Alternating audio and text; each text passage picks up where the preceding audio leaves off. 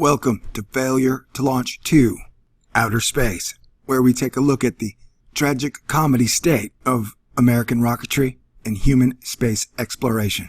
I don't know if you know this, Thor news is for winners, and that's why you're here. So stick around. This is something NASA rejected. Houston, be advised. We've got a video message. I'm gonna have to science the shit out of this. Hit the button, baby.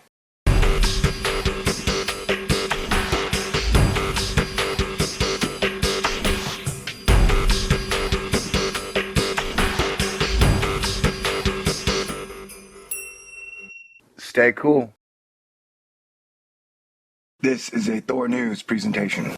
Thor News presents. We are on the verge of talking about NASA because a NASA report says rocket maker Orbital isn't ready for space station missions. Uh-oh, somebody's in trouble. The report criticizes the company's ambitious timeline by Lauren Grush, September 17th, 2015. Wow, you know it's bad if NASA's criticizing you. You know what I'm saying?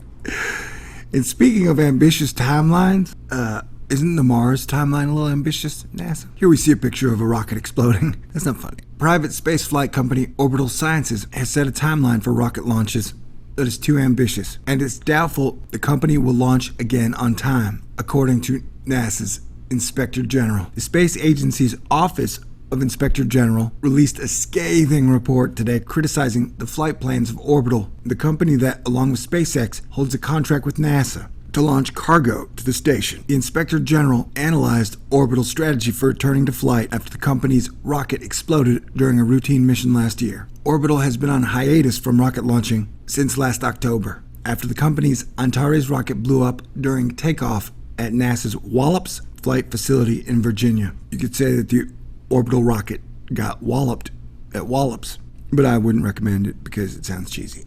It was supposed to be Orbital's third cargo resupply mission from NASA, but a problem with the rocket's engine caused the entire vehicle to ignite seconds after launch. The explosion destroyed Orbital's Cygnus spacecraft filled with supplies for the station. The Wallops facility also sustained a lot of damage. Well, you shouldn't have named a spacecraft something that sounds like sickness, because if something is a rocket named Cygnus and it explodes, it just makes sense, you know?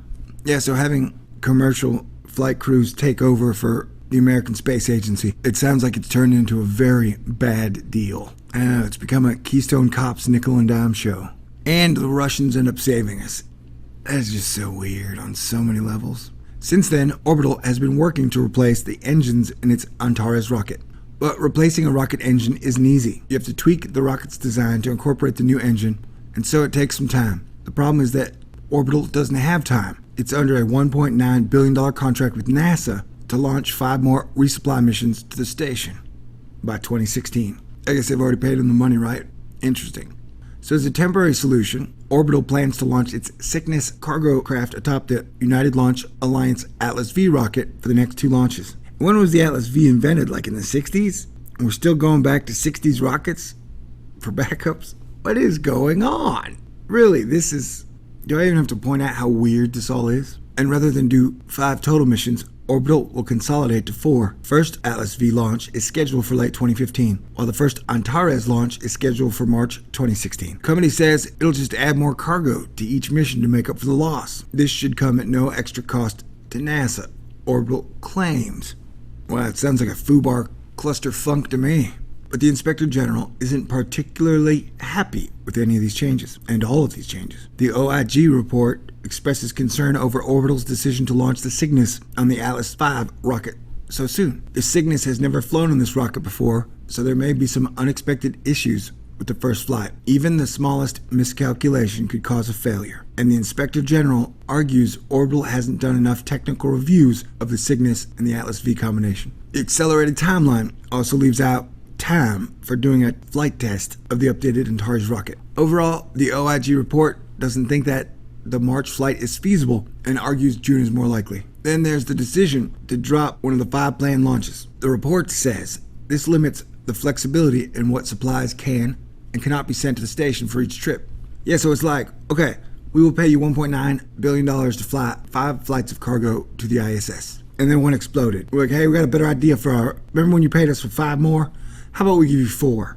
Does that sound like a good deal? Sounds like a space deal, man. Sounds just like a space deal. The report goes on to admonish NASA's response to the orbital failure, as well arguing the space agency could have done more to reduce costs associated with the disaster. It also notes that NASA wound up paying an extra $5 million to repair Wallops Flight Facility when the money should have come from insurance claims.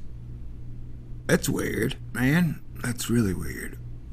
As a result of these findings, the Inspector General made a list of recommendations NASA should follow to address the report's concerns. For example, the report called for Orbital to do more reviews of the new Antares rocket before it launches. The Inspector General says Bill Gerstenmaier, NASA's Associate Administrator for Human Space Exploration, agreed to follow most of these recommendations. We don't have any space, whatever. However, Gerstenmaier ignored a recommendation on how NASA could better ensure that insurance claims pay for facility damages instead of the space agency footing the bill. Suspicious again.